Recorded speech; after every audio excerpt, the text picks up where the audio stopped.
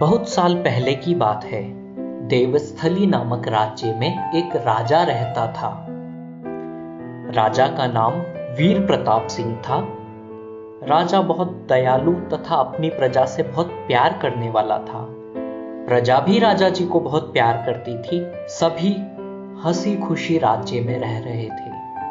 परंतु एक रात्रि जब सभी लोग सोए हुए थे तो राज दरबार में चोरी हो गई। सुबह उठकर जब राजा जी ने अपना मुकुट खोजने की कोशिश की तो उन्होंने पाया कि मुकुट अपने यथास्थान पर नहीं है।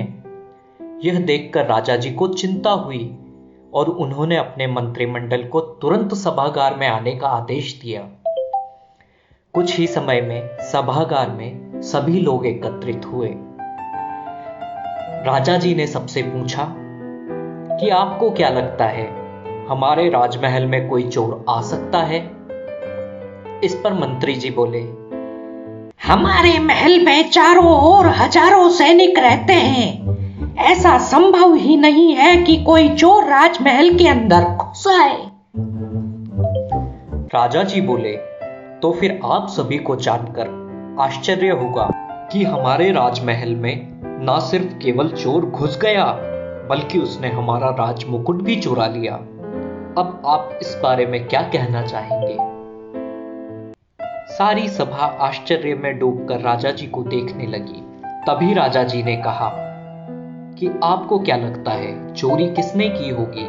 सभी एक दूसरे से पूछने लगे। सभा में खुसफुसाहट की आवाज आने लगी। राजा जी ने उद्घोषणा करते हुए कहा कि जो भी उस चोर को पकड़कर लाएगा, मैं उसके साथ अपनी इकलौती पुत्री का विवाह करूंगा तथा अपना राज्य भी उसे दे दूंगा। परंतु याद रहे, आप सभी के पास सिर्फ 48 घंटे का समय है। इसके बाद मैं खुद उस चोर को ढूंढूंगा। यह कहकर राजा जी ने सभा को समाप्त कर दिया। सभा में उपस्थित सभी लोग बाहर निकलते ही हर संभव प्रयास करने लगे चोर को ढूंढने का। 24 घंटे बीत गए पर किसी के हाथों चोर नहीं लगा। समय बीतता जा रहा था और सब अपना अपना प्रयास कर रहे थे। कोई पुलिस की सहायता ले रहा था तो कोई तांत्रिक के पास जा रहा था, परंतु सफलता किसी के हाथ नहीं लगी। जब समय समाप्त होने की कगार पर आया तो सभी निराश होकर दरबार में लौट आए। परंतु सभी को आश्चर्यचकित करते हुए मंत्री अपने साथ जंजीरों में जकड़ के चोर को ले आया। राजा जी ने सबका संबोधन किया तथा सबसे पूछा, किसी को चोर मिला?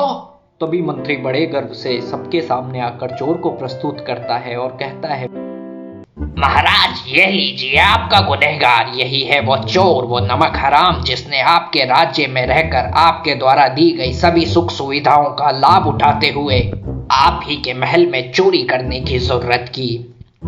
इसने खुद अपना गुनाह कबूला है महाराज। महाराज ने पूछा, तो फिर मेरा राजमुकुट कहाँ है?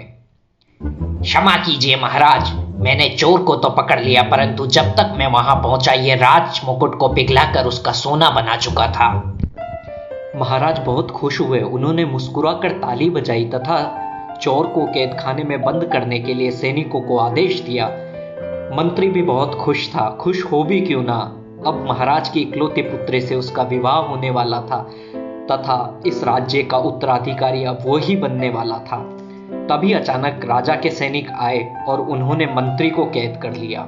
सभी आश्चर्यचकित रह गए। सब असमंजस में पड़कर महाराज की ओर देखने लगे। सबकी उलझनों को दूर करते हुए राजा ने सभी को बताया कि बहुत दिनों से प्रजा से शिकायत आ रही थी कि जो उनके गुप्तचरों ने उन तक पहुंचाई थी कि मंत्री लोगों से अवैध रूप से पैसा मांगता है तथा जो नहीं देता उसे झूठे आरोप में फंसाकर जेल में डाल देता है।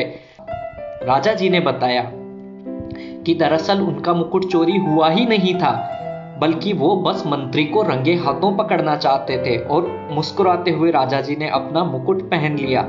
सभी लोग फिर से खुशी खुशी रहने लगे। इस कहानी से हमें शिक्षा मिलती है कि बुरे का अंत हमेशा बुरा होता है, इसलिए हमें कभी भी कोई बुरा काम नहीं करना चाहिए।